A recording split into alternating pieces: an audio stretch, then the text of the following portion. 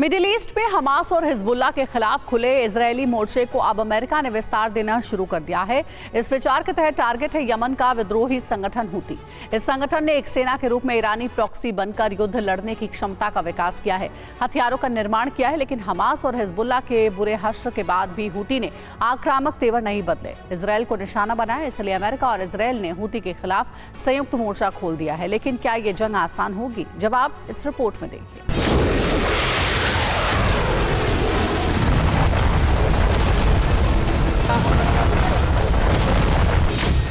लाल समंदर में मोर्चा खुला, मिशन हूती से बदला।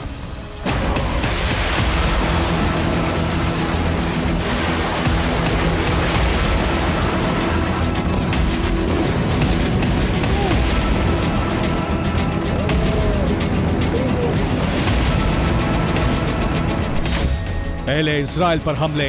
भारत सरकार अब बिजनेस शुरू करने के लिए दे रही है 20 लाख रुपए तक का लोन, वो भी बिना किसी गारंटी के। ज्यादा जानकारी के लिए अभी डाउनलोड करें फ्रीडम ऐप।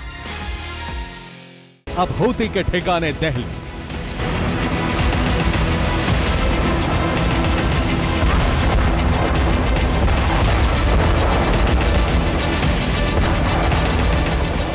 विध्वंसक हमलों से दहलने वाला यह क्षेत्र यमन का वो हिस्सा है जहां हूती संगठन का एकाधिकार है।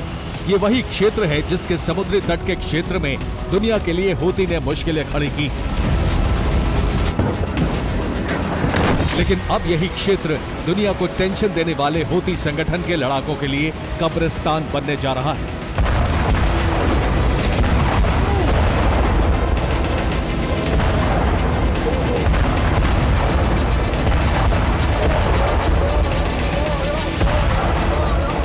और ये 3 तस्वीरें इस वाक्य की पुष्टि करती हैं, जिसमें लाल सागर में तैनात अमेरिका के Harry S Truman striker group ने हूती को टारगेट करके हमले किए। और ये हमले इतने घातक हैं कि शायद ही उन ठिकानों पर मौजूद हूती के लड़ाके या जिम्मेदार लोग बचे होंगे। इस हमले में अमेरिका ने टॉमाहॉक लैंड अटैक मिसाइलों का इस्तेमाल किया है। इन हमलों में पहले तो हूती के प्रभुत्व वाले यमन का वो ठिकाना ध्वस्त हुआ जहां हूती के हथियार निर्माण होते हैं, जहां ईरान से पार्ट्स और रॉ मटेरियल पहुंचता था। वहीं दूसरी तरफ उस ठिकाने को भी अमेरिका की सेंट्रल कमांड के स्ट्राइकर ग्रुप ने ध्वस्त कर दिया जहां हूती के हथियार रखे जाते थे, यानी ईरानी प्रॉक्सी का हथियार डिपो।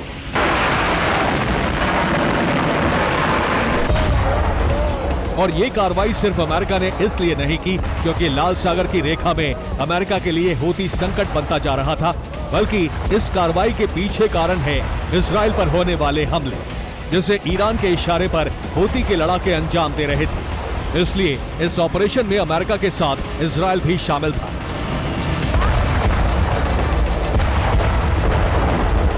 लेकिन इसका यह मतलब नहीं कि इन हमलों के बाद ये जॉइंट ऑपरेशन खत्म हो चुका है, बल्कि ये हूती के खिलाफ शुरू हुए ऑपरेशन का आगाज है।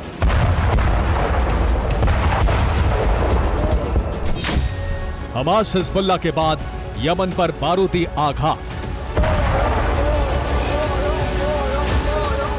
हूती के खिलाफ इस जॉइंट ऑपरेशन का सबसे बड़ा प्रमाण है 2 दिन से जारी यमन के बारूदी ऑपरेशन, जिसमें अमेरिका बम और मिसाइल बरसाकर हूती के लड़ाकों पर कहर ढा रहा है।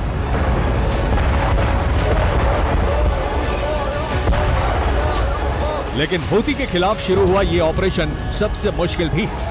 क्या है इस बारूदी कार्रवाई का संकट, ये भी हम आपको दिखाएंगे। लेकिन उससे पहले हूती पर हुए हमलों की स्थिति समझ लीजिए। अमेरिका ने हमले लाल सागर में तैनात अपने स्ट्राइकर ग्रुप के जरिए किए हैं। इन हमलों के लिए अमेरिका ने टॉमाहॉक से हमला किया है, जो एक लॉन्ग रेंज मिसाइल है और एक नेविगेशन ऑपरेटेड मिसाइल है, जिससे सीमित हमले ही संभव है।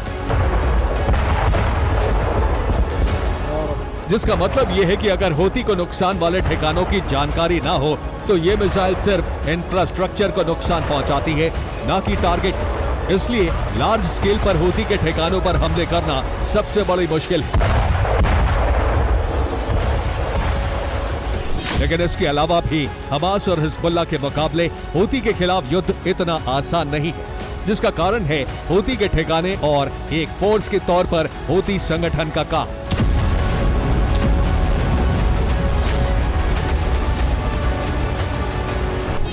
हूती के लड़ाके जमीनी लड़ाई से ज्यादा समुद्री और हवाई हमले पर भरोसा करते हैं। यानी आमने सामने युद्ध लड़ने से ज्यादा उन्हें हाइब्रिड हमलों पर भरोसा है, जबकि हूती संगठन ईरान की मदद से घातक हथियार भी बनाता है। इन हथियारों में हाइपरसोनिक मिसाइल निर्माण का भी दावा है। वहीं हूती संगठन के लड़ाके रणनीतिक युद्ध लड़ने में भी सक्षम है। इनके अलावा हूती जिस क्षेत्र में एक्टिव है उसकी सीमा लाल सागर से लेकर ओमान की खाड़ी तक है, जो सबसे व्यस्त अंतर्राष्ट्रीय व्यावसायिक स्ट्रेट का प्रमुख हिस्सा है। इसलिए हूती के लड़ाकों के लिए किसी भी दुश्मन को आर्थिक नुकसान पहुंचाना बहुत आसान है। तो फिर सवाल है कि अमेरिका ने लाल सागर से मोर्चा क्यों खोला, हूती पर हमले क्यों शुरू किए? जवाब है हूती का मास्टर प्लान, जिसे हमास और हिजबुल्लाह के बदले के लिए बनाया गया है, जिसमें मुख्य टारगेट है इजराइल। गाजा, लेबनान और सीरिया में इजराइल की सैन्य कार्रवाई से भड़के हूती ने इजराइल पर बड़े हमले शुरू कर दिए हैं। इन हमलों में हूती के लड़ाकों ने उन प्रक्षेपास्त्रों का इस्तेमाल किया है जिससे बचाव करीब करीब नामुमकिन था। इसलिए हूती के हमलों में सेंट्रल इजराइल, तेल अवीव, हाइफा जैसे क्षेत्रों को भारी नुकसान उठाना पड़ा है। इन्हीं हमलों के बाद अमेरिका ने हूती के खिलाफ लाल सागर में मोर्चा खोला है और यमन पर समुद्री और हवाई फ्रंट से हमले हुए। लेकिन क्या इससे हूती के लड़ाकों को फर्क पड़ेगा? ये वीडियो हूती की प्रचार विंग ने जारी किया है, जिसमें अमेरिका और इजराइल के हमलों के बावजूद ऐलान किया गया है कि हूती न सिर्फ इजराइल के शहरों पर हमले करेगा, न सिर्फ उनके इंफ्रास्ट्रक्चर को टारगेट करेगा, बल्कि अमेरिका के समुद्री और हवाई बेड़े को भी नष्ट कर देगा, पनडुब्बियों और जहाजों को भी ध्वस्त कर देगा।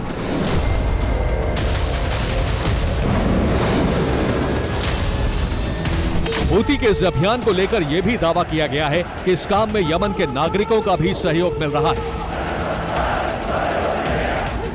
जिसे प्रमाणित करने के लिए कुछ वीडियो भी जारी किए गए हैं, जिसमें गाजा के समर्थन और इजराइल अमेरिका के खिलाफ नारे लगाए जा रहे हैं। इस वीडियो को लेकर दावा है कि यमन के 190 चौक पर ऐसे ही लोग जुटे हैं, जिसका साफ मतलब है कि हूती के खिलाफ यमन में कार्रवाई इतनी आसान नहीं होगी।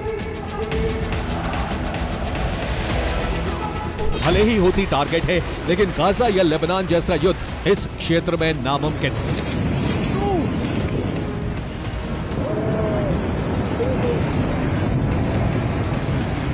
Bureau report, TV9 Bharat.